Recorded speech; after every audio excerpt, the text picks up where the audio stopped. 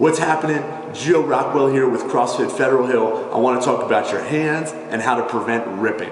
So first thing we're going to talk about is how you grip the bar. If you're gripping the bar with your palm, all right, all the way over, it's just creating friction on your hands.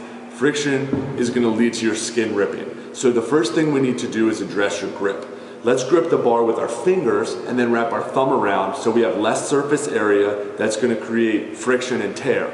It might be a little bit harder in the beginning, but you will build up the finger strength for it. If it's something you can't avoid, you have soft hands, you can wear gloves, all right, that you can order them. A thin batting glove is the best thing you can do for that. If you have a blister and you come in, ends up being a heavy pull-up day, heavy toes to bar day, I'm gonna go over a taping job that you can do for your hands. All right, it's a quick, easy fix. You can do it right before the workout. Just make sure you bring some athletic tape and you give yourself like 2 or 3 minutes to get it done.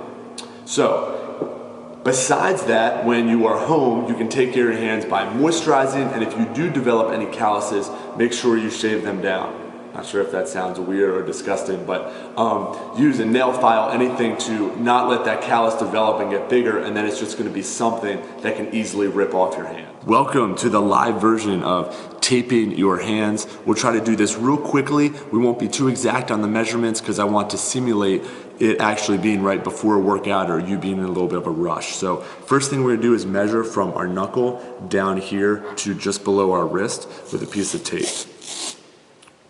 So we'll peel that out and knuckle to about the wrist. That looks good. And then we will just double the length of that. Good. Remember, we're just kind of doing rough measurements here. It does not need to be exact. Set that tape off to the side. And we'll take this long piece and fold it in half lengthwise, leaving a little sticky part at the top. You'll see why we need that in a second. And we'll fold it down.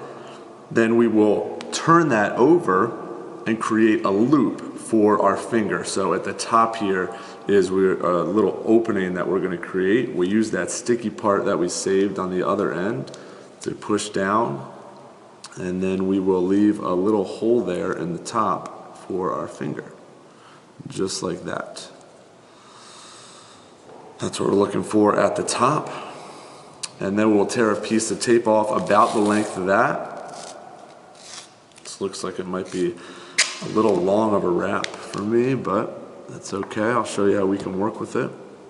So you'll tape that down, and our wrap is almost done here. If you have any extra, just fold it over the bottom, and then we wrap the sides around. You can make this as neat as you want to.